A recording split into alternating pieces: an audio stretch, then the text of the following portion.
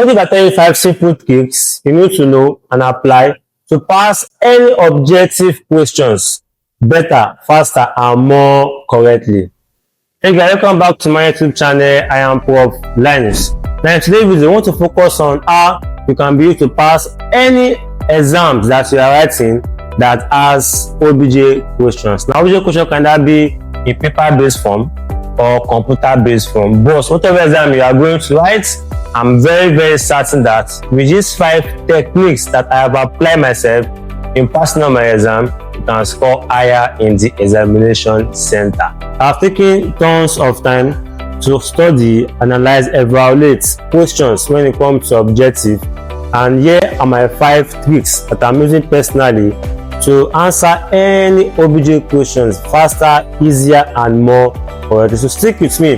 The last one will blow off your mind.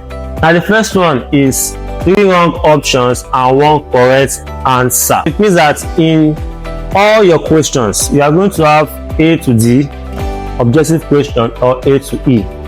So in all the options, one of the way you can be able to answer is very correctly and faster is that you are going to have 3 wrong options. Meaning that the 3 options, they do not tally at all and they are wrong, and just 1 correct answer.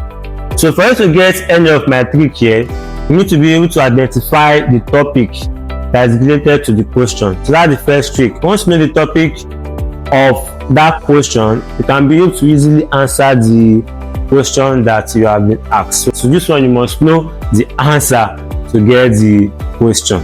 The second one is 1 odd answer from the options. So there are some questions that out of the 4 options, 3 of the options will be similar and there will be 1 odd one from the option. That's the answer. You don't have to just think too much. That's going to be the answer, because why would they give 3 similar options and 1 odd one? So that's going to be just automatically, depending all the options are right and there's a model answer to all of the options, leading us to the next part, which is 2 right answers but 1 is the model answer.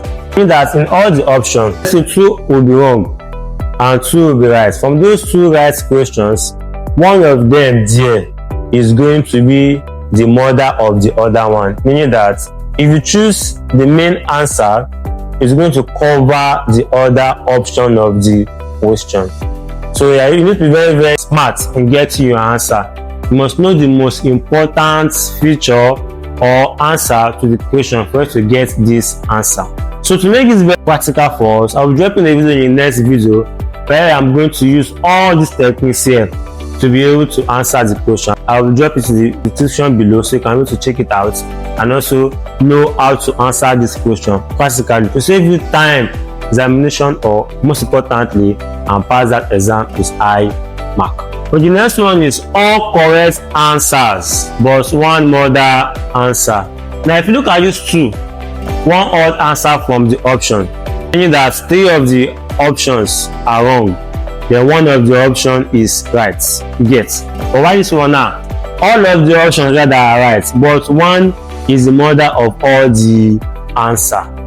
So here now you need to be able to know which of them is the most correct of all the answer, because 1 can give birth to all of the other options. Most times JAMB asks this type of question that they want to convince student edge and give them similar answers, but 1 is the model of all the options that is given.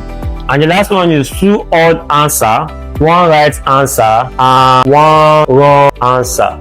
So what do I mean here? Now anytime you see anything odd means that it does not actually relate to the question that has been asked and they give us option. So 2 odd answer, they are not right, they are wrong, totally wrong. Then 1 right answer. So 1 out of the 4 options is going to be right and 1 wrong answer. So this one is going to be wrong totally. Now I can so much tell you guys that if you are able to apply this trick, you'll be able to write all your exams with ease. Like me now, I think the highest time I have spent examination or in university while writing CBT exam is 12 minutes, and they will give us approximately maths 25 minutes. Sometimes I spend lesser than this. I can spend this time if the questions are more difficult, but if they are very simple, I can spend 8 minutes. If I'm cross-checking my work, I can be able to spend 10 minutes max, because I'm able to apply all these techniques, and she's helping me a lot. We share content, educational content, personal development, career development that is going to help students to build themselves around and prepare for days ahead. So if you are new to our channel, do well to hit that subscribe button and also on the notification bell to receive more content and updates. Don't forget, I will post practical answers and questions to this that you can be able to familiarize yourself with in getting all your objective questions. See you in the next video.